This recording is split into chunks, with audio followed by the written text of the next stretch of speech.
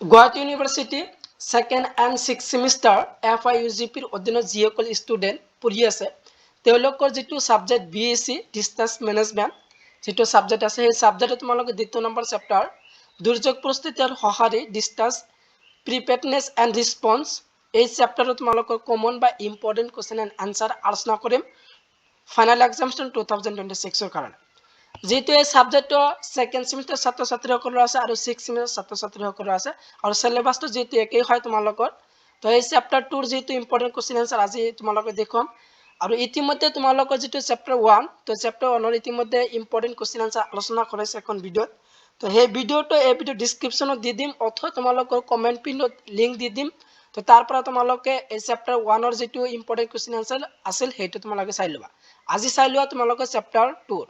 তো হা তোমালোকে কমন প্ৰশ্নখিনি ভালদৰে চাই লোৱা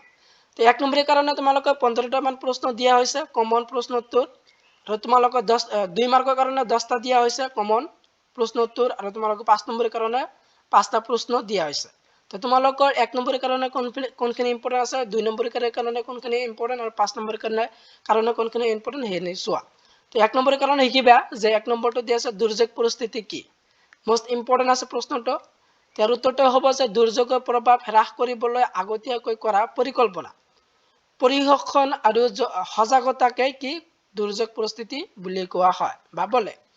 দ্বিতীয় নম্বৰটো দিয়া আছে কোৱেশ্চন নম্বৰ 2 দুৰ্যোগ সঁহাৰি মানে কি আৰু উত্তৰটো হ'ব যে দুৰ্যোগ সংঘটিত হোৱাৰ ঠিক পিছতেই জনসাধাৰণৰ প্ৰাণ ৰক্ষা আৰু জৰুৰীকালীন সাহায্যৰ বাবে কি কৰা গ্ৰহণ কৰা পদক্ষেপ এই আছিল দুৰ্যোগ সঁহাৰি 3 নম্বৰটো দিয়া আছে আগতীয়া সতৰ্কবাণীৰ এটা লক্ষ্য লিখা তো আগতীয়াৰ সতৰ্কবাণীৰ এটা লক্ষ্য বা দুটাও আহিব পাৰে এই প্ৰশ্নটো শিকিবা ইম্পৰ্টেন্ট আছে আৰু উত্তৰটো যদি আহে তেনেহলে আনসাৰটো লিখিবা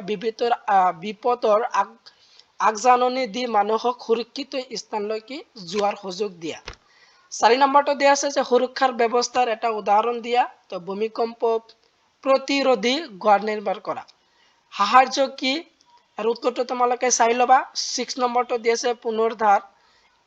এটা কাম উল্লেখ কৰা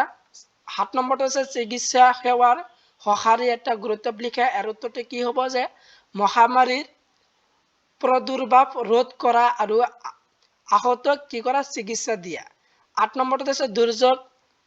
ভৱিষ্যদ্বাণীৰ কি 9 নম্বৰটো আছে প্ৰস্তুতি পৰিকল্পনাৰ কাৰ বাবে প্ৰয়োজন চৰকাৰ সম্প্ৰদায় আৰু পৰিয়ালৰ সকলৰ বাবে প্ৰয়োজন এটা আছে প্ৰস্তুতি পৰিকল্পনাৰ বাবে প্ৰয়োজন 10 নম্বৰটো ইম্পৰ্টেন্ট আছে মোস্ট ইম্পৰ্টেন্ট হয় তো এইবিলাক যেটো তোমালোকে 1 নম্বৰৰ কাৰণে শিকিবা 11 নম্বৰটো আছে সঁহাৰি পৰিকল্পনাৰ এজন অংশীদাৰৰ নাম লিখা 12 নম্বৰটো দিয়া আছে প্ৰাথমিক চিকিৎসা কেতিয়া দিয়া হয় তো যেটো মই কোৱেশ্চনটো কৈ দি আছো আৰু এনসাৰটো যেটো তোমালোকে দিয়াই আছে তো ইয়াৰ পৰা তোমালোকে চাই লোৱা স্ক্ৰিনশ্বট মাৰিব পাৰা মাৰি লবা তাৰপিছত তোমালোকৰ 13 নম্বৰটো আছে মোবাইলৰ এলাৰ্ট কিহৰ অংশ হয় আগতীয়া সতৰ্কবাণীৰ প্ৰণালী আছিল মোবাইলৰ অংশ 14 নম্বৰটো দিয়া আছে বানপানীৰ সময়ত লবলগীয়া এটা সুৰক্ষাৰ ব্যৱস্থা লিখা তাৰপিছত তোমালোকৰ হেকৰটো হল 1 নম্বৰৰ হেকৰ প্ৰশ্ন নম্বৰ 15 তো দুৰ্যোগ ব্যৱস্থাপনা আটাইতকৈ গুৰুত্বপূৰ্ণ স্তৰ কোনটো দুৰ্যোগ প্ৰস্তুতি তো দুৰ্যোগ ব্যৱস্থাপনা আটাইতকৈ গুৰুত্বপূৰ্ণ স্তৰ কোনটো আছিল দুৰ্যোগ প্ৰস্তুতি তো এই 1 নম্বৰৰ কাৰণে তোমালোকে 15টা মান প্ৰশ্ন দিয়া হৈছে এই 15টা শিকিবা তো এইখিনি শিকিলে তোমালোকৰ দ্বিতীয় নম্বৰ চেপ্টাৰৰ পৰা 1 নম্বৰী যে প্ৰশ্ন আহিব ইয়াৰ পৰা ডাইৰেক্ট কমন পাবা এতিয়া তোমালোকৰ 2 নম্বৰী তো 2 নম্বৰৰ কাৰণে কোনখিনি ইম্পৰ্টেন্ট আছে সেইখিনি ভালদৰে চাই লোৱা 2 নম্বৰী সমূহ উত্তৰ 10টা যে 2 নম্বৰৰ কাৰণে 1 নম্বৰটো দিয়া আছে দুৰ্যোগ প্ৰস্তুতিৰ দুটা মূল প্ৰকৃতি লিখা আৰু উত্তৰটো হবে প্ৰথমটো দিয়া আছে ই এক ধাৰাবাহিক আৰু গতিশীল প্ৰক্ৰিয়া আৰু দ্বিতীয় নম্বৰটো লিখিবা যে ইয়াত সামূহিক অংশগ্ৰহণৰ প্ৰয়োজন এই দুটা আছিল কি দুৰ্যোগ প্ৰস্তুতিৰ দুটা মূল প্ৰকৃতি 2 নম্বৰটো আছে দুৰ্যোগ প্ৰস্তুতিৰ পৰিকল্পনা দুটা উদ্দেশ্য কি তো উদ্দেশ্য আহিব পাৰে তো ইয়াৰ যদি আহে তোমালোকৰ পৰীক্ষাত তেনেহলে আনসাৰ তেনেদৰে লিখিবা যে জীৱন আৰু সম্পত্তিৰ হানি হ্ৰাস কৰা প্ৰথমটো লিখিবা আৰু দ্বিতীয় নম্বৰটো লিখিবা সঁহাৰি জনোৱাৰ ক্ষমতা বৃদ্ধি কৰা আৰু 3 নম্বৰটো হল যে আগতীয়া সতৰ্কবাণী দুটা লাভ লিখা আৰু উত্তৰটো মানুহক আগতীয়াকৈ সজাগ কৰা আৰু দ্বিতীয় নম্বৰ আছে গৰচীয়া পশু আৰু দৰকাৰী সম্পদ কি কৰা স্থানান্তৰ কৰাত সহায়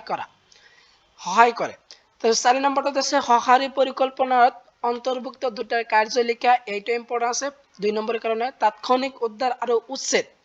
জৰুৰীকালীন চিকিৎসা সেৱা যোগান এই দুটা আছিল কি সহাৰি পৰিকল্পনাত অন্তৰ্ভুক্ত কৰা দুটা কাৰ্য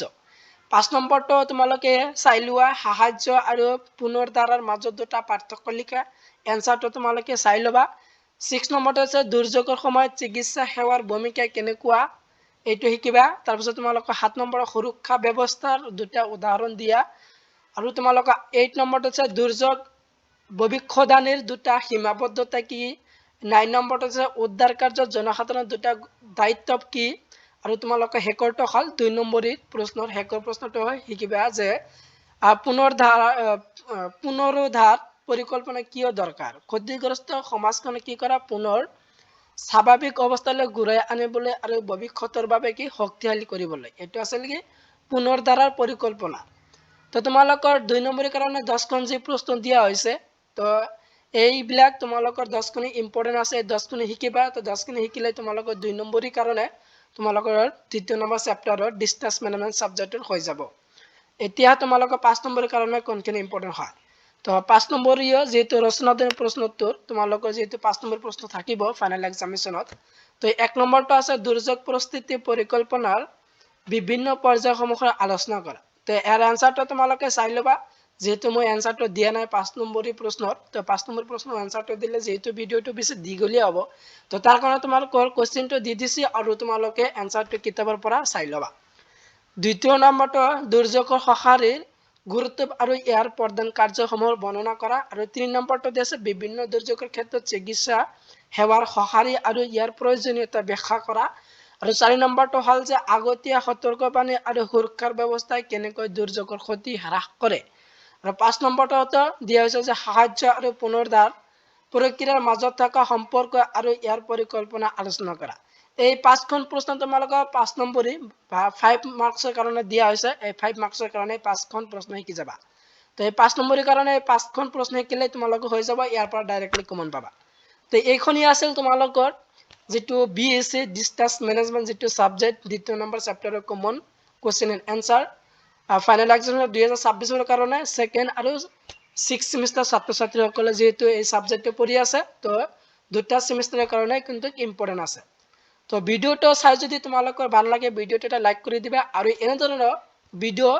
পাই থকাৰ কাৰণে মোৰ চেনেলটো সাবস্ক্ৰাইব কৰি থবা আৰু তোমালোকৰ বন্ধু বান্ধৱীৰ লগত ভিডিওটো বেছি বেছি শেয়াৰ কৰি দিয়া